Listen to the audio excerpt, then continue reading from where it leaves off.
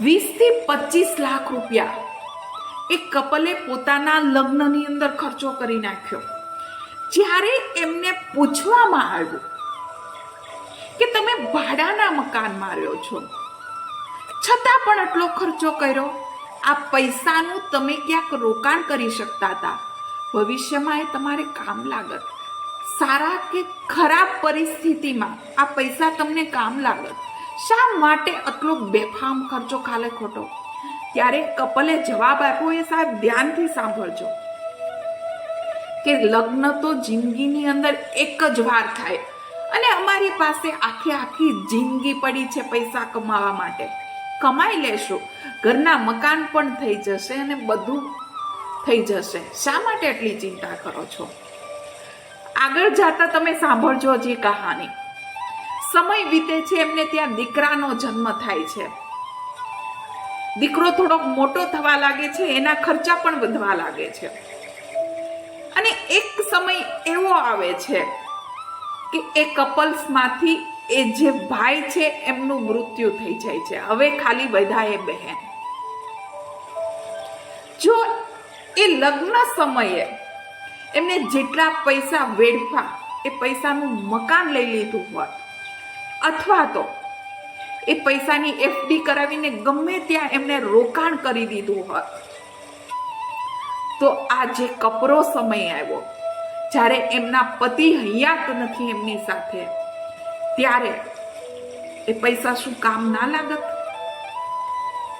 અરે સાહેબ, તમે ફોટા પડાવ્યા લગ્નની અંદર, ડેકોરેશન કરાવ્યું, એન્ટ્રી માટે થઈને લાખોનો ખર્ચો કર્યો, પણ આ બધું થોડોક ટાઈમ માટે જ છે. લગ્નના અમુક વર્ષ પછી તમારી જમવાની પ્લેટમાં કઈ વાનગી હતી તમારા લગ્નમાં, એ પણ તમને યાદ નથી રહેવાની. ન તો તમને એ યાદ રહેશે કે તમે કઈ દિશામાંથી લગ્નમાં એન્ટ્રી મારેલી હતી, ન તો લગ્નના શ્લોક યાદ હોય. અરે લગ્ન સમયે શ્લોક પણ કોઈ યાદ નથી રાખતું. એ બ્રાહ્મણ શું શ્લોક બોલ્યો તો એ પણ કોઈને ખબર નથી હોતી. લગ્નના અમુક વર્ષ પછી કોઈ પોતાના ફોટો પણ નથી જોતું, કે ન તો એ યાદ હોય છે કે લગ્ન સમયે કોણે કેવા કપડાં પહેરેલા હતા, કોણ લગ્નમાં હાજરી આપેલી હતી, કોણ આવ્યું નહોતું અને કોણ ગેરહાજર રહ્યું હતું. આ પરિસ્થિતિ હોય છે લગ્નની.